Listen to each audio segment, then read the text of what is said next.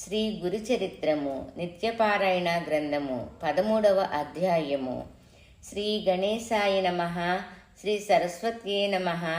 శ్రీపాద వల్లభ శ్రీ నరసింహ సరస్వతి శ్రీ గురు దత్తాత్రేయాయ నమః. శ్రీ గురుభ్యో నమః. శ్రీ మాత్రే నమః. అవధూత పరమహంస పరివ్రాజకాచార్య శ్రీ శ్రీ శ్రీ బోధానందేంద్ర సరస్వతీయతి శ్రీ పాదుకాం స్మరామి. 13వ అధ్యాయము. శ్రీ గురుదత్తాయ నమః. 1వ శ్లోకం. నామధారకుడు సిద్ధునకు నమస్కరించి చేతులు జోడించి వినయముతో ఇట్లు పలికెను. మహాయోగి సిద్ధముని, నీవు భవార్జ అవతారకుడవు. నీవు గురుకథను లోకమున ప్రవర్తింపచేసితివి. దాని వలన సర్వసుఖములు కలుగును. శ్రీగురుని సచ్చరిత్ర కథయనుడు అమృతమును త్రాగుచున్న నాకు దప్పిక వృద్ధియగుచున్నదే కాని శాంతించుటలేదు. నా తృష్టును శాంతింపచేయు సమర్థులు మీరే. సచ్చరిత్ర కామధేనువు. ఆ చరిత్రను మీరు విస్తారముగా వినిపించుచున్నారు. కానీ నా మనసు తృప్తినందుటలేదు. దానిని వినుటయందు ఇచ్చ అధికమగుచున్నది, అంటే ఇష్టం ఎక్కువవుతుంది. ఆకలిగొన్న ఆవుకు గడ్డి అధికంగా లభించినప్పుడు ఇక దేని మీదకి మనసు పోనివ్వదో ఆ రీతిగా నా మనసు గురుచరిత్రయనుడు సమృద్ధి అయిన మానసిక ఆహారం నుండి అన్యత్ర పోనిచ్చగిచ్చటం లేదు. ఆయన మనసు ఇంక దేని మీదకి వెళ్ళట్లేదంట.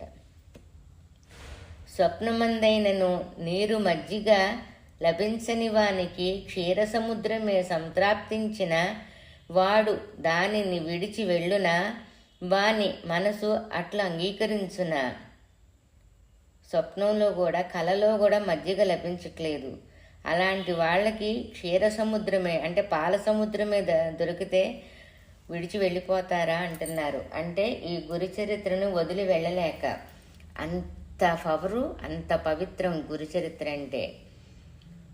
నేను అల్పజ్ఞానము కలవాడును. గురు కీర్తన ఏ రీతిగా చెయ్యవలనో ఎరుగను.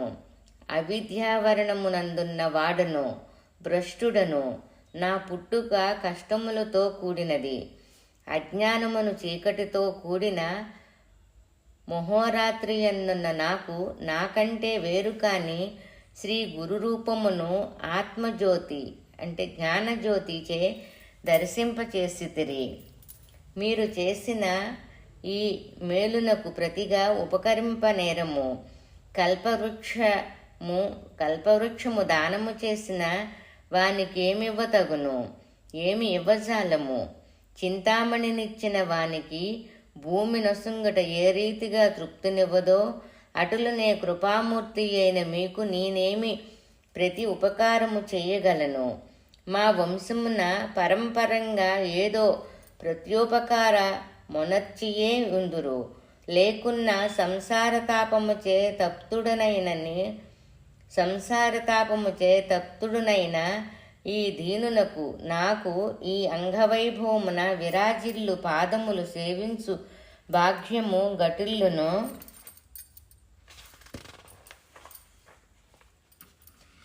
స్వామి, మీరు చెప్పిన ధర్మముచే నాకు శాంతి లభించినది. మనసున అన్ని విధాల నిరంతర గురుభక్తి కలిగినది. శ్రీగురుడు ప్రయాగకు వచ్చి మాధవునకు దీక్షనిచ్చిన తదుపరి ఎక్కడికి వెళ్ళిరి విస్తరించి తెలుపుడు అనెను. ఆ శిష్యవచనములు విన్న సిద్ధుడు సంతుష్టుడయి ఉత్తమమైన తన హస్తమున అతని శిరముపై నుంచి ఆస్వాదించి సంతోషముతో ఇట్లనెను. సద్గుణములు గలవో శిష్య, నీవు ధన్యుడవు. నీకు గురుపాదము లభించును. సంప్రాప్తించిన సంసార సాగరమును తరించెదవు. నీకు గురుభక్తి యందు చక్కని అవగాహన ఎరుకబడినది. అందులకే మరలా అడుగుచున్నావు. నేను సంతుష్టుడనైతిని. నీ ప్రశ్న వలన నాలో ఆనందము పెరిగినది. విఖ్యాతమైన గురుచరిత్రమును నీకు వినిపించెదను, వినుము. భగవాన్ శ్రీ గురుమూర్తి లోకమును తరింపచేయుచు కొంతకాలము ప్రయాగయందుండిరి. మాధవునకు దీక్షనొసిగి తమ మహిమచే ప్రఖ్యాతులైరి.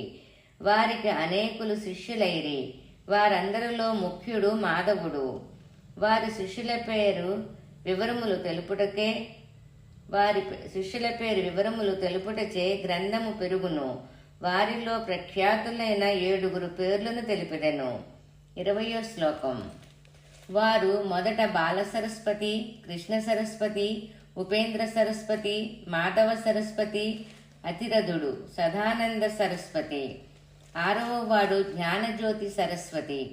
7వ వాడు సిద్ధుడను నేను. వీరిలో ఒకరికంటెను ఒకరు ఉత్తరోత్తరముగా అధికులు. శ్రీగురుడు అందరితో కూడి దక్షిణాభిముఖి అయ్యి పయనించి అనేక క్షేత్రములు దర్శించుచు కరంజానగరమునకు వచ్చిరి. జననీ జనకులు సమీపించి శ్రీగురునకు వందనము చేసిరి. అటులనే సోదరులు సోదరి అక్కడ ఉన్న వారందరూ శ్రీగురుని ప్రేమపూర్వకముగా భక్తి శ్రద్ధలతో పూజించిరి. నగరవాసులు స్వామిని కాంచి సంతుష్టి చెందిన వారయ్యి ఆ గురుమూర్తికి పూజాధికములు నొనర్చిరి. విప్రువులు శ్రీగురుని మా ఇంటికి భిక్షకు రండి, మా ఇంటికి భిక్షక రండి అని ఆహ్వానించి స్వామి అనేక రూపాలతో ఇంటింటియందును ఒకేసారి భిక్షను గ్రహించిరి. ఇది చూచి సర్వులు ఆశ్చర్యము ప్రకటించుచు ఇతడు యతిరూపధారుడైన శ్రీ మహావిష్ణువేయని పరమపురుషుడని భావించిరి. ఏ నరుడైనా వీరిని నిందించిన నరకమును పొందును. బ్రహ్మ విష్ణు శివాత్ముడైన ఈ మహనీయుడు కార్యార్థమయ్యి అవతరించినవాడు అని పురజనులు తలపోసిరి. తల్లిదండ్రులు శ్రీగురుని పూజించిరి. తల్లికి పూర్వస్మృతిని కలిగించి శ్రీగురుడు శ్రీపాద శ్రీవల్లభ రూపమున దర్శనమొసంగా జనని ఆ రూపమును శ్రీగురుని చూచి వారి పాదములపై శిరముంచి, ఇది నా ప్రదోష శివార్చన ఫలితము. చంద్రమౌళీశ్వర, నీవు సత్యసంకల్పుడవు అని భావించి ఆమె తన పూర్వజన్మ చరిత్రను జ్ఞప్తికి తెచ్చుకొని తన భర్తతో, నేను పూర్వజన్మమున విశ్వవంధ్యుడైన సూతుడు కావలయునని, అంటే కొడుకు, ఈ దేవుని ఆరాధించియుంటిని. శ్రీపాదులు వారు నా పూర్వజన్మలో చేసిన పూజాఫలంగా నా యందు ప్రసన్నులయ్యి నా జన్మను సఫలము చేసిరి అని తెలిపెను. వారిరువురు శ్రీగురునకు నమస్కరించి శరణాగతులయ్యి కరుణ దోప ఇట్లనిరి. యతిరాజా జగన్నాథ, ఈ చావు పుట్టుకల నుండి మమ్మల్ని ఉద్ధరింపుము. శ్రీగురుని అడుగుతున్నారంట తల్లిదండ్రులిద్దరూ. శరణాగతులయ్యి ఈ జన్మకి మమ్మల్ని ఉద్ధరించమని అడుగుతున్నారంట. శ్రీగురుడు ఇట్లనిను, ఏ వంశములో సన్యాసి జన్మించినో ఆ వంశమున 42 తరములు వారు ఉద్ధరింపబడుదురు. ఆ వంశమునకే శాశ్వత బ్రహ్మలోక ప్రాప్తి ఇవ్వబడును. ఆ వంశమున జన్మించిన వారందరకు అచంచలమైన శాశ్వత బ్రహ్మపదము లభించును. వారు సంతతికి యముని వలన కూడా భయదుఃఖములుండవు. అంతకు పూర్వము నరకమునకు పోయిన వారు కూడా బ్రహ్మలోకమును పొందుదురు. మీకు నేనేమని చెప్పేది? మీ కులమున వంశమున నేను సన్యాసిగా పుట్టితిని. మీకు యముని వలన భయము లేదు. మీరు తప్పక బ్రహ్మపదమును పొందుదురు. స్వామి ఈ రీతిగా తల్లిదండ్రులను ఓదార్చి, మరియు ఈ మీ పుత్రులు శతాయుష్మంతులయ్యి అష్టైశ్వర్యములతో తొలతూగెదరు. మీరు వీరు పుత్రులను పౌత్రులను సుఖముగా నుండుటను చూచిన పిదప అంతకాలమున మీకు కాశీనివాసము కలుగును. వీరి పుత్రులను పౌత్రులను సుఖముగా నుండుటను చూచిన పిదప, అంటే తర్వాత అంతఃకాలమున, అంటే చివరి దశలో వారికి కాశీలో నివాసం కలిగిద్దంట తల్లిదండ్రులకి. వేదవచనం ప్రకారము కాశీపురము మోక్షస్థానము. ఇకపై మీరు ఎట్టి చింతయు పెట్టుకొనవలదు. ఇట్లు శ్రీగురుడు చెప్పుచున్నప్పుడు శ్రీవారి పూర్వాశ్రమమున చెల్లిలైన రత్న ఎనునామె స్వామిని సమీపించి వినయము దోప ఇట్లనెను. స్వామి, నన్ను తరింపచెయ్యుడు. అవిద్యయనుడు జాలమున బంధింపబడి సంసార సాగరమున మునిగి ఉన్నాను. 3 తాపములనుడు బడబాగ్ని చేత హింసబడుచున్నాను. కామదులనుడు మొసళ్ళచే భయముందినాను. ఇది నాకంటకుండా చూడు దేవా, నేను తపము చేసుకొనెదెను. 43వ శ్లోకం. ఆమె మాటలు విన్న శ్రీగురుడు చిరునవ్వుతో స్త్రీలకు పతిసేవయే పరమగతి, తపస్సునందులకు దానిచే తృప్తినందున శివుడు సంసారాన్నమున తరింపచేసి వారికి పరమపదమొసుగును. ఆయన ఆ పతివ్రతలు కోరిన కోరికలను తీర్చును, సంశయింప పని లేదు.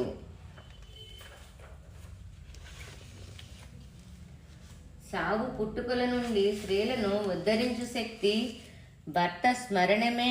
అందుచే మనసు స్థిరము చేసుకొని భర్తను శివునితో సమానముగా పూజింపుము. అదియే వారు ఉద్ధరింపుబడు మార్గము. అందువలననే వారికి సద్గతి కలుగునని వేరు లేదని వేదము ఘోషించుచున్నది. నీవు నీ మనసును దుఃఖింపబడవలదు.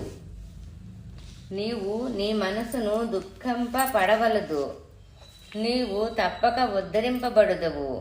శ్రీగురుని మాటలు విని ఆమె వినయంగా, గురుమూర్తి, నీవు బ్రహ్మజ్ఞానివి, నీకు నమస్కారము. మీరు త్రికాలజ్ఞులు. ఇక ముందు నా ప్రారబ్ధం ఎట్లున్నదో సెలవియ్యుడు. ఇక ముందు నా గతి ఏమో విస్తరంగా తెలుపుడు అని ప్రార్థించెను. శ్రీగురుడు ఇట్లనిరి, రత్న, నా మనోవాసనలు తమోగుణ ప్రధానములు. పూర్వ జన్మార్చితమైన పాపఫలమును అనుభవించిననే తీరును. పూర్వపాపాలు అనుభవిస్తేనే తీరుతాయంట. పూర్వజన్మలో నువ్వొక ఆవును కర్రతో తన్నితివి. సమీపస్థులైన దంపతులకు అన్యోన్య కలహమును తెచ్చిపెట్టితివి. ఈ 2 దోషములను ఈ జన్మలో పరిపక్ష్యమైనవి. కర్మ విపాకమును వినుము. ఆవును బెత్తముతో కొట్టినందున నీ దేహము కుష్టు భూయిష్టమగును.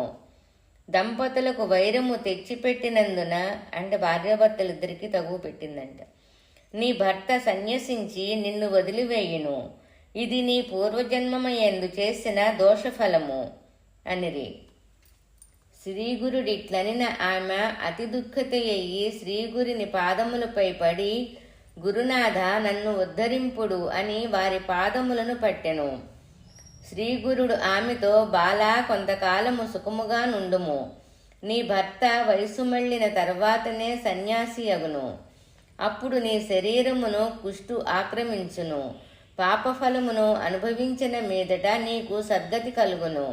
కుష్ఠరోగము వచ్చిన తర్వాత నన్ను దర్శింతువు. పాప పరిహారమునకు ఒక క్షేత్రము నీకు చెప్పెదెను. భీమానదికి దక్షిణమున పాపనాశ తీర్థమున్నది. కుష్ఠరోగము వచ్చినప్పుడు నీవా ఉత్తమమైన క్షేత్రమునకు రమ్ము. భీమా అమరజా నదుల సంగమమున శుభకరమైన గంధర్వ నగరము కలదు. భూమండలము అతి విఖ్యాతమైనది.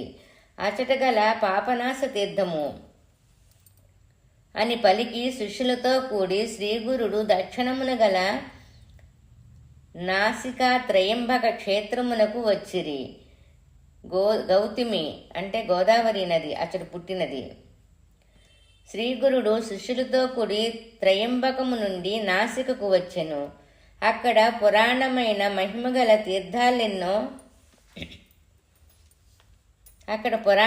మహిమగల తీర్థములు ఎన్నియో కలవు. అవన్నీ వర్ణింప కథ పెద్ద పెరుగును. అవన్నీ వర్ణిస్తుంటే కథ బాగా పెద్దదవుతుందని క్లుప్తంగా చెప్తున్నారంట. అందులకై సంక్షిప్తముగా నామధారక తెలుపుదును వినుము. గోదావరి మహత్యము అపారము. అది లోకమున దుర్లభమైనది. వృద్ధగంగా అని పిలువబడు ఈ నది కిరు తటముల యందు అనేక తీర్థములు కలవు. ఆ నదికి అటు ఇటు ఎన్నో తటాకములు ఉన్నాయంట. ఆ గంగ శివుని జటాజూటము నుండి ఈ భూమిపైకి అవతరించినది. ఇది బ్రహ్మాండములోనే దుర్లభమైన విషయము. ఇది ఋషీశ్వరుల ఉపాయముచే లబ్ధమైనది. బ్రహ్మ ఋషి అయిన గౌతముడు తపోనిష్ఠుడని పేరొందినవాడు. ప్రతిదినము తొలితనే ధ్యానము చల్లి అనుష్ఠానము చేసుకొనువాడు. ప్రతిదినము తొలితనే ధాన్యము చల్లి అనుష్ఠానము చేసుకొనువాడు. ఆ రోజే ఆ పంట వచ్చేది. పూర్వము ఋషులు మునులు వరిధాన్యమును ప్రతిదినము విత్తి మంత్రమహత్యముచే ధ్యానమైన ఆ పంటను మంత్రమహత్యమే ధాన్యమైన ఆ పంటను ఆ రోజే తెచ్చుకొనిడు వారు. పూర్వం మునులు ఋషులు ఆ రోజే విత్తనాలు వేసి ధాన్యం చల్లి పంట పండించుకొని ధ్యానం చేసుకొని ఆ మహత్యంతో ఆ పంటను ఆ రోజే తెచ్చుకునేవాళ్ళంట. పూర్వము ఋషులు మునులు వరిధాన్యమును ప్రతిదినము విత్తి అంటే విత్తి పెట్టడం అన్నమాట. మంత్రమహత్యముతో ధాన్యమైన ఆ పంటను ఆ రోజే తెచ్చుకున్నవారు. కొందరు ఋషులు కలిసి ఇట్లా ఆలోచించరి, ఈ గౌతమ ఋషి మహాముని సర్వేశ్వరునకు ముఖ్య భక్తుడు. ఇతనికేదో సంకటము కల్పించి ఇతడు గంగను భూమికి తెచ్చునటులా చెయ్యవలియను. దానిచే మనము గంగా స్నానము చేయవచ్చును. దానిచే యోగయుక్తులైన వారు ఊర్ధ్వరేతస్కులైన మునులు కే గతి లభించును. అట్టి సద్గతియే ఈ గౌతమి తీరవాసులైన సర్వజీవులకు సమకూరును. ఊర్ధ్వరేతులైన మునులు 1,000 సంవత్సరములు తపస్సు చేసి పొందు ఫలము కేవలం గౌతమి స్నానముచే లభించును. ఈ గౌతముడు ప్రయత్నించి గంగను భూమికి తేగలడు. ఏదో ఇతనికి సంకటము ప్రాప్తింపి చేసిన మనకు గంగాలాభము కలుగును అని ఆలోచించి గరికతో మాయ ఆవును దూడను చేసి దూడతో కూడా గౌతముడు చల్లిన ధాన్యపు పంటపైకి మేయుటికి ప్రేరేపించిరి, అంటే తినటానికి పంపించారు. అనుష్ఠానమందున్న గౌతముడు సస్యమును భక్షించుచున్న ఆవును చూచి దానిని వారించుటకయి దర్భని విసిరెను. అంటే ధాన్యం ఆవు తింటుందని చెప్పి ఒక దర్భ విసిరారంట. ఆ దర్భపుల్ల శస్త్రమయ్యి వజ్రాయుధము వలె ఆ గోవును తాకెను. వెంటనే ఆ ఆవు మరణించగా గౌతమునకు గోహత్యా పాపము సంక్రమించెను.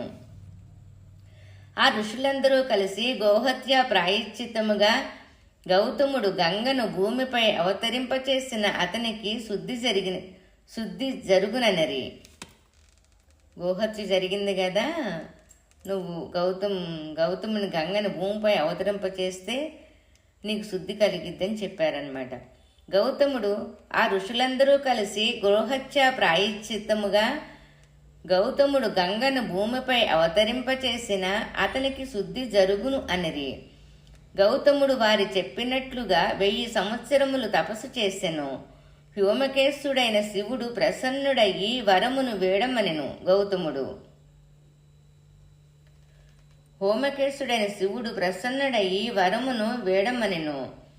గౌతముడు అంటున్నాడు, ఈశ్వర ప్రసన్నుడవైతివేని చరాచరమునుద్ధరింప గంగను భూమండలమున ప్రవేశపెట్టుము అనెను. శివుడు గౌతముని పలుకులు విని గంగ వసిగెను. ఆ గంగ భూమిని ప్రవేశించి మనుషుల పాపములు కడిగి వేయుచున్నది. గౌతముని కారణంగా ప్రవహించినదైన ఈ నది గౌతమి అని పిలువబడినది.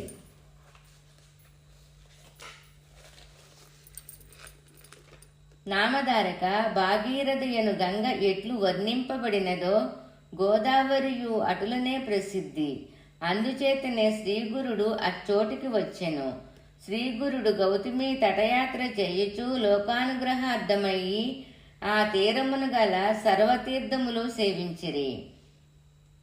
తటమునున్న యాత్రలు చేయుచు శ్రీగురుడు మాధవారణ్యుడును మునికన్న మంజీరికి వచ్చెను. ఆ మాధవారణ్యుడు నృసింహార్చకుడు. అతను మానస పూజ చేయుచుండ చిత్తమున శ్రీగురుడు దర్శించింది. శ్రీగురుడు దర్శనమిచ్చిరి. శ్రీగురునికి నమస్కరించి మనసున విస్మయమంది అనేక స్తోత్రములనే స్తుతించెను. భక్తితో శ్రీగురునికి ప్రణమిల్లి గద్గట కంఠముతో ఇట్లనెను: దేవనదియగు గంగ సమీపమున ఈ దివ్య పాదద్వయమే ప్రతిష్ఠితమైనది. లక్ష్మీ సమేతుడైన శ్రీరాముడు ఉత్తరవాసి ఇచటనే నిత్యము నివసించును. ఆ శ్రీరామచంద్రుడే ఈ శ్రీగురుడు అని భావన. ఇట్లు పలుకుచు మాధవారణ్యుడు శ్రీగురునకు ప్రణమిల్లెను. సంతుష్టుడైన శ్రీగురుడు మాధవారణ్యమునితో ఇట్లనెను: అత్యంత సన్మార్గమునున్నావు, సేవాధికార మార్గమున నడుచుచున్నావు.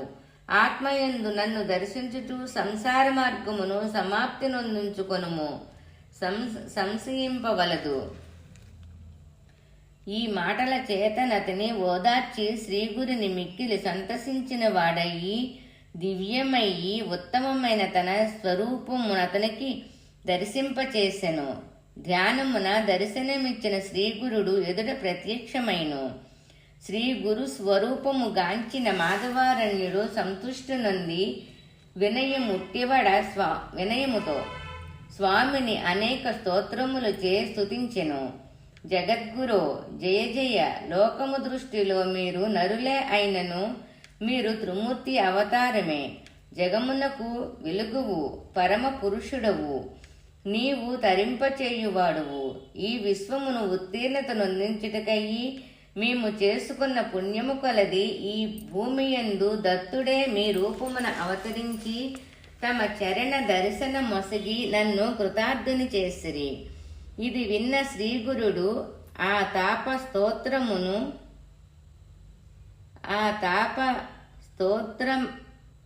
నిస్తోత్రమునకు సంతుష్టునంది హృష్టచిత్తముతో అతనిని నమస్వానించి ఇట్లనెను: మాధవారణ్య, నీకు మంత్రసిద్ధి అయినది నిశ్చయము. నీకు సద్గతి లభించినది. నీవు శాశ్వత బ్రహ్మలోకము చేరుదవు. నీవు నిత్యము నరసింహమూర్తి రూపమున నన్ను ఆరాధన చేసితివి. కావుననే సంశయరహితంగా నీకు నేడు నా ప్రత్యక్ష దర్శనము లభించినది. నువ్వు రోజు నరసింహమూర్తిగా రూపాన నన్ను ఆరాధించావు. అందుకనే సందేహం లేకుండా నా ప్రత్యక్ష దర్శనం లభించింది అంటున్నారు స్వామి. నీవు నిత్యము నరసింహమూర్తి రూపమున నన్ను ఆరాధించితివి. కావుననే సంశయరహితంగా, సందేహం లేకుండా నీకు నేడు నా ప్రత్యక్ష దర్శనం లభించినది అనుచు సద్గురుడు అతడి నుండి బయలుదేరి గోదావరి తీరమును గల వాసర బ్రహ్మేశ్వర క్షేత్రానికి శిష్య సహితముగా వచ్చిరి. ఆ గోదావరి తీరమున శిష్యులతో కూడి స్నానమాడుచుండగా అతడికి ఒక బ్రాహ్మణుడు నదిలో చనిపోవ సిద్ధమై వచ్చిన వానిని చూచిరి. అతడు కడుపు నొప్పుతో బాధపడుతూ అది ఎక్కువ బాధించగా భరించలేక ఆ పీడ నివారణార్థం గోదావరిలో ప్రాణము విడవ సమకట్టెను. భోజనము చేసినచో అతడు మృతుప్రాయుడగును. పరిణామశూలయను పిలువబడు కడుపు నొప్పితో అతడు బాధపడుచుండెను. అందుచే అతడు నిత్యము నిరాహారి అయి ఉండును. అన్నముతో వైరము రాగా అతడు ఏ మాసమునకో పక్షమునకో ఒకసారి భోజనము చేసినను శూలబాధ చే ఆపై కొన్ని దినములు దుస్సాహమైన బాధ నొందుచుండును. మహానవమి ఉత్సవమునకు ముందు దినమున ఆ బ్రాహ్మణుడు మానము కాగా భోజనము ఆచరించి కష్టము పాలయ్యెను. మృష్టాన్న భోజనము చేసిన అతని బాధ మిక్కుడము కాగా గంగా తీరమును పొర్లుచు ప్రాణత్యాగమునకై సమకట్టెను. ఆ పౌరుడు అతి దుఃఖమును పొందుచు దేహమును త్యజింపనన్ను వాడిట్ల తలుపోసెను: ఈ సారహీనమైన సంసారమున పాపరూపమై నేను ఉండరాదు. ఈ సారహీనమైన సంసారమున పాపరూపమైన పాపాత్మునైనా నేను ఉండకూడదని బాధపడుతున్నాడు. అన్నము జీవనము, అన్నము ప్రాణము. అన్నము జీవనము, అన్నము ప్రాణము, అన్నము లేక జీవించుట ఎట్లు సాధ్యము? అన్నముతో వైరము సంభవించిన నాకు మరణమే శరణము అని నిశ్చయించుకొని గంగలో ప్రవేశించుటకయ్యి తన కంఠమునకొక బండరాయిని గట్టిగా బంధించుకొని మనసున కర్పూర గౌరిని స్మరించి తనలో నేను భూమికి భారముగా పుట్టి తిని అన్నదానము వంటి ఏ ఉపకారము చెయ్యలేదు. ఈ జన్మలో ఏమియూ పుణ్యము చెయ్యినైతిని. జన్మాంతరములందును ఏ పుణ్యకార్యము లేదు. పుణ్య ఫలము లేక పోవుట సరికదా. పూర్వార్జితంగా కష్టమునే సంపాదించుకొంటిని. విప్రుని ఆవుని అతని ఆహారమును దొంగలించి తిని కాబోలు. విశ్వఘాతకమేమైనా చేసి తిను. ఇంతటి పూర్వార్జిత కష్టము సంభవించినది. ఈశ్వరుని పూజించలేదు. సద్గురుని నిందించితేనేమో. తల్లిదండ్రులను అవమానించితేనేమో.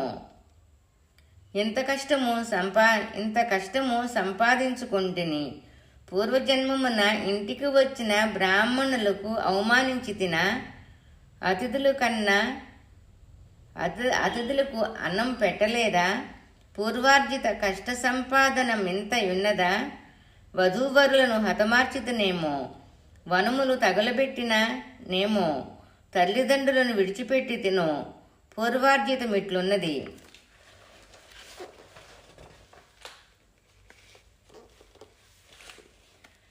తల్లిదండ్రులను విడిచి భార్యతో కూడి మృష్టాన్న భోజనం ఆచరించితనేమో.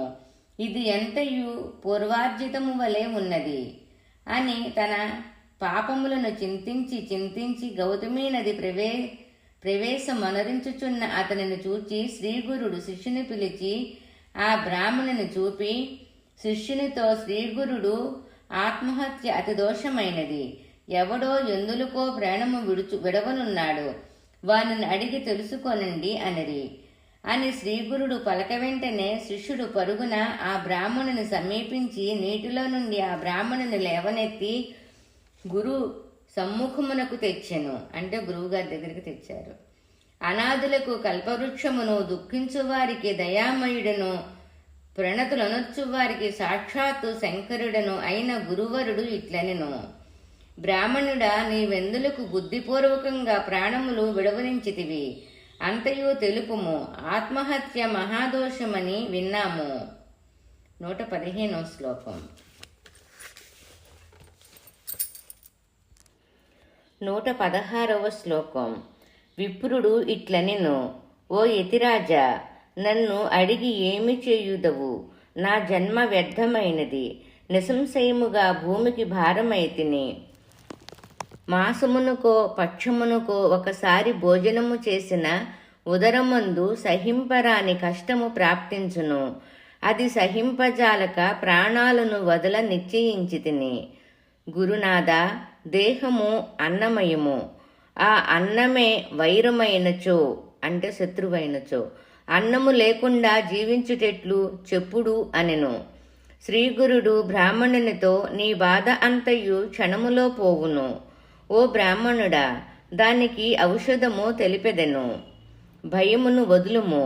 మనసునందు అనుమానము వదిలి నిశ్చల మనస్కుడవు కమ్ము. స్వాదువైన అన్నభోజనము చేసిన నీ వ్యాధి నిర్గమించును అనెను. ఇది విన్న ఆ విప్రుడు తన మనసు నెమ్మదిగా సమాధానపరుచుకొని శ్రీగురుని పాదముల యందు శిరస్సు ముంచి నమస్కరించెను. శ్రీగురుని పాదములు యందు శిరస్సును ఉంచి నమస్కరించెను. అప్పటికప్పుడే ఆ గ్రామమునకు అధికారి అయిన ఒక బ్రాహ్మణుడు గంగా స్నానమునకయ్యి గోదావరి తీరమునకు వచ్చెను. అతను అచ్చట శ్రీగురుని దర్శించి భక్తియుతంగా వారి పాదములు ఆయన శరీరముతో మనఃపూర్వకంగా గిరివాక్కులతో ప్రణమిల్లెను. త్రికరణ శుద్ధిగా ప్రణామము మొనరించెను. శ్రీగురుడు నాదరించి, నువ్వెక్కడ ఉందువు? నీ పేరేమి? వివరింపుము అనెను. 125వ శ్లోకం. అతడు శ్రీగురుని వాక్యములు విని, నేను ఆపస్తంభ శాఖీయుడైన బ్రాహ్మణుడను, కౌడున్యస గోత్రజాతుడను. నన్ను సాయిందేవుడని పిలుతురు. కాంచీపురమున ఉందును. ఉదర పోషణమునకయ్యి ఒక యవ్వనరాజు సేవకుడునైతిని. 1 సంవత్సర కాలము నుండి గ్రామాధికారినై ఉన్నాను. నేడు మీ దర్శన భాగ్యముచే నిసంశయముగా ధన్యుడును, కృతార్థుడునైతిని. మీ దర్శనముచే నేను కృతార్థుడునైతిని. మీరు విశ్వతారకులు. నాకు దర్శన మొసగితిరి. జన్మ జన్మలలో చేసిన నా దోషములన్నీ పోయినవి. జన్మముల్లో చేసిన దోషములన్నీయూ పోయినవి. ఎవడు మీ అనుగ్రహమును పొందునో వాడు సంసార సాగరమును దాటగలడు. స్వామి, అప్రయత్నముగా మీ దర్శనము నేడు లభించినది. గంగ పాపమును, చంద్రుడు తాపమును, కల్పవృక్షము దీనత్వమును పోగొట్టును. శ్రీ గురు దర్శనము చేతనే ఈ మూడును, పాపము, తాపము, దైన్యము తక్షణమే నశించును. గంగలో స్నానము చేసిననే పాపము పోవును. చంద్రుడు రాత్రివేళల యందు తాపమును పోగొట్టును. సమీపమునకు వచ్చిన వాని దైన్యమునే కల్పవృక్షము పోగొట్టును. అట్లు కాక మీ దర్శనము అయినంతనే తాప పాతక దైన్యములు మూడును హరింపబడును. మీ పాద దర్శన మట్టి ఫలమొసంగును. ఇది చతుర్వర్గ ధర్మార్థ కామ మోక్షములు ఫలప్రదము అని స్తుతించుచు మరలా అతడు శ్రీగురుని పాదములంటెను. జగద్గురుడ బ్రాహ్మణుని ఆశ్వాసించి తన ముందు కూర్చుండ చేసెను. శ్రీగురుడు విప్రువునితో, నా వాక్యమును శ్రద్ధగా వినుము. కడుపు నొప్పుతో ఉన్న ఈ బ్రాహ్మణుని ఆకలి ప్రాణములు హరించుచున్నది. వ్యాధి ఉపశమించుటకయ్యి ఔషధము తెలుపుదును. ఇతనిని నీ ఇంటికి తీసుకొని పోయి మిషాన్నము భజింపచేయుము. ఈరోజు భోజనము చేసినచో ఇతనిని పీడించు వ్యాధి నశించును. ఆకలిగొన్న ఇతనిని వెంటనే తీసుకొని పొమ్ము అని సెలవిచ్చిరి. గురువు మాటలు విన్న సాయిందేవుడు వినయంతో, స్వామి, ఇతడు అన్నము తిన్నచో నిశ్చయముగా ప్రాణములు విడుచును. నెల గడిచిన వెనక నిన్ను భోజనము చేసిన ఇతడు బాధ భరించలేక ప్రాణములు విడవ సిద్ధమైనాడు. ఈరోజు ఇతనికి అన్నదానము చేసిన బ్రహ్మహత్య పాతకము నాకు సంప్రాప్తము అవును. అన్నదానము చేసిన బ్రహ్మహత్యా పాతకము నాకు సంప్రాప్తమౌను అనెను. శ్రీగురుడు విప్రువునితో, ఇతనికి ఔషధము నేను చెప్పుచున్నాను, వినుము. మాషాన్నం, మినపపప్పుతో కూడిన అన్నం, పరమాన్నము, అరిసెలు, ఇవి ఇతనికి పరమ ఔషధముగా పనిచేయును. 140వ శ్లోకం. ఇవి తిన్నచో ఇతని వ్యాధి నశించును. సంశయము లేక వెంటనే ఇతనికి భోజనమిడుము అనిరి. అప్పుడు సాయిందేవుడు ప్రణవోచ్చరణ చేసి ఓంకారము జపించి భక్తి ప్రవృత్తులతో శ్రీగురుని శిష్య సమేతంగా తన ఇంట భిక్ష గ్రహించ ఆహ్వానించెను, ప్రార్థించెను. అంతటా శ్రీగురునాథుడు అంగీకారము తెలప నామధారక సాయిందేవుడు మిక్కిలి సంతసించెను. నేను ఇతర శిష్యులను, సోలరోగి అయిన విప్రువుడను అందరితో కలిసి శ్రీగురునితో సాయిందేవుని గృహమునకు వెళ్ళితిమి. వాని భార్య పతివ్రత. మా రాకకేమ మిక్కిలి సంతసించినది. వారిరువురు శ్రీగురుని అర్చించిరి. అక్కడ ఒక చిత్రము చూచితిని. వారు శ్రీగురుని శిష్యులను షోడశోప ఉపచారములతో పూజించిరి. నేను అక్కడ చూచిన గురుపూజ విధానమే చిత్రమైనది. ఒకే రంగవల్లితో మండపములను రచించిరి. అష్టదళ పద్మమును వెయ్యుటలో అనేక రంగులను అలిదిరి. పంచరంగులతో చిత్రముగా నుండి చూచుటకు అలంకారమై యొప్పెను. తర్వాత సాయిందేవుడును ఆ ద్విజుడు సంకల్పము చెప్పుకొని విధిపూర్వకముగా వినయ వనుతుడయి మాటిమాటికి సాష్టాంగ ప్రణామములు నొనర్చెను. శ్రీగురుని శిష్యులకు వేరువేరుగా చిత్రాసనములు కూర్చుండవేసి శ్రీగురునికి శిష్యులను వేరువేరుగా చిత్రాసనములు కూర్చుండచేసి వారికి గంధముతో చేరిన పాద్యమును అర్ఘ్యమును క్రమముగా సమర్పించిరి. క్రమంగా ఉపచారములు చేయుచు వారి పాదములను పంచామృతములతో రుద్రసూక్త పూర్వకముగా భక్తితో అభిషేకించి పూజించెను. భక్తితో శ్రీగురిని అర్చించి ఆదరముతో మాలలు వేసి జ్ఞాని అయిన ఆ విప్రుడు శ్రీగురిని పాదతీర్థమును వేరొక పాత్రయందు పట్టి ఉంచెను. భక్తితో ఆ పాదతీర్థమునకు పూజ చేసి గీతా వాద్య పూరసరముగా సద్గురుని సంతోషింపచేసి వారికి నీరాజనమొసంగెను. భక్తితో ఆ పాదతీర్థం చేసి పూజ చేసి గీతాలతోటి పాటలు కూడా పాడారండి. గీత వాద్యాలు సద్గురుని సంతోషింపచేసి వారికి నీరాజనం మొసగెను. శ్రద్ధాభక్తులతో క్రమముగా శ్రీగురుని పూజించి ఇతర శిష్యులను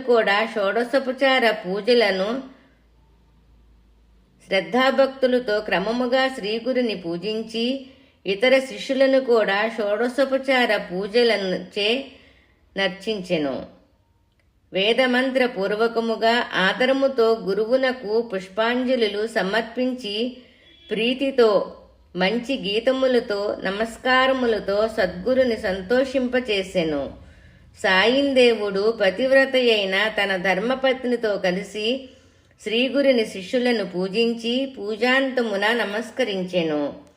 అతి భావికుడైన సాయిందేవుడు ఈ రీతిగా శ్రీగురుని పూజించి అన్య శిష్యులకును ఆదరముతో వందనమాచరించెను. శ్రీగురుడు మిక్కిలి ప్రీతి కలవాడయి సంతోషముతో అతనికి వరమొసగెను. సత్సంతతితో నీ వంశము వృద్ధి నొందును. నీ వంశమున అందరూ నాయందు భక్తి ఉండును. నీకు గురుచరిత్ర తెలిసినది. నీకు సుపుత్రులు కలుగుదురు. నీ గోత్రము వృద్ధియగును. ఎల్లప్పుడూ గురుభక్తి చేయుదురు. ఇట్లు అతనిని ఆశ్వాసించి వానిని ఆశీర్వదించెను. తర్వాత సాయిందేవుడు మండలము లేర్పరిచి పాత్రల నుండి క్రమముగా పాయసము, పక్వాన్నము, మాషాన్నము, చక్కెరతో చేరిన అప్పాలు, పక్షములతో భోజ్యములతో చేరిన నానావిధ శాఖములు, చక్కగా చేసిన వ్యంజనములు అంటే నంచుకొన వీలైన పచ్చళ్ళు, అప్పాలతో కూడిన భోజనము మాకు ఆదరముతో వడ్డించి భుజింపచేసెను. ఉదరసూలతో బాధపడు బ్రాహ్మణుడను శంఖరహితుడయ్యి యథేష్టముగా భుజించెను. సద్గురుని కృపాదృష్టిచే అతని వ్యాధి తక్షణమే నిర్గమించినది. చింతామణి స్పర్శచే లోహము 16 వెన్నెల బంగారముగా మారునో ఆ రీతిన అతని రోగము నశించి ఆ బ్రాహ్మణుడు సుఖమైను. చింతామణి స్పర్శచే లోహము 16 వెన్నెల బంగారముగా మారునో ఆ రీతున అతని రోగము నశించి ఆ బ్రాహ్మణుడు సుఖి అయ్యెను. సూర్యోదయముచే అంధకారము సంహరింపబడునో అటులనే శ్రీగురుని కృపవన్న శిష్యునకు ధైర్యమెక్కడిది. శ్రీగురుని కృప ఉంటే శిష్యునికి ధైర్యం ఉండదు. గురు కృప ఉంటే. ఇట్లు శ్రీగురుడు శిష్య సమేతముగా భోజనమును ఆచరించినందు ఇట్లు శ్రీగురుని శిష్య సహితముగా భోజనమును ఆచరించినందులుక రోగి అయిన బ్రాహ్మణుడు సంతసించెను. ఇతరులు విస్మయం అందిరి. వారిలా అనుకొనిరి, ఆహా, శత్రువైన అన్నమే వీనికి నేడు ఔషధమైనది. చిత్రమైన విషయమిది. దుష్టమైన ఆ శూలబాధ నశించినది. నామధారిక ఏమని చెప్పను? శ్రీగురుని కృప ఎవనిపై కలదో వాని జన్మాంతర పాపములే దోషములే నశించును. ఇక వ్యాధి పోవుట ఎంత? అని గంగాధర సుతుడైన సరస్వతి శ్రోతులకు కామధేను సమమై రమ్యమైన హితకారి అయిన శ్రీ గురుచరితమును చెప్పెను. భక్తియుక్తులయి నేమముతో యుగదగ్నమైన బాధను వృద్ధి చేయు కథను ఎవరు చదివెదరో వినెదరో వారి ఇంట వ్యాధి భయమే నాడును లేక వారు భూరి మిక్కిలి సుఖము ననుభవింతురుననుట త్రిసత్యము. ఇతి శ్రీ సిద్ధనామధారక సంవాద రూపేణ సరస్వత్యఖ్య గంగాధరాత్మజ విరచిత నరసింహ సరస్వత్యుపాఖ్యాన సంజిత మహారాష్ట్ర భాషాన్విత గురుచరిత్ర సమనార్థయాం వాసుదేవానంద సరస్వతీయతి విరచితయా శ్రీ గురు సంహితాయాం జ్ఞానకాండే 13 అధ్యాయః. శ్రీ గురు దత్తాత్రేయార్పణమస్తు. శ్రీ గురుభ్యో నమః. శ్రీమాత్రే నమః. అవధూత పరమహంస పరివ్రాజకాచార్య శ్రీ శ్రీ శ్రీ బోధానందేంద్ర సరస్వతీయతి శ్రీ పాదుకాం నమామి. దిగంబరా దిగంబరా శ్రీపాదవల్లభ దిగంబరా. ఓం సాయి తస్సత్. 13వ అధ్యాయము పారాయణ ఫలితము. ఉదరశూల నివృత్తి అగును, ఆరోగ్య ప్రాప్తి కలుగును. శ్రీ దత్తాత్రేయార్పణమస్తు.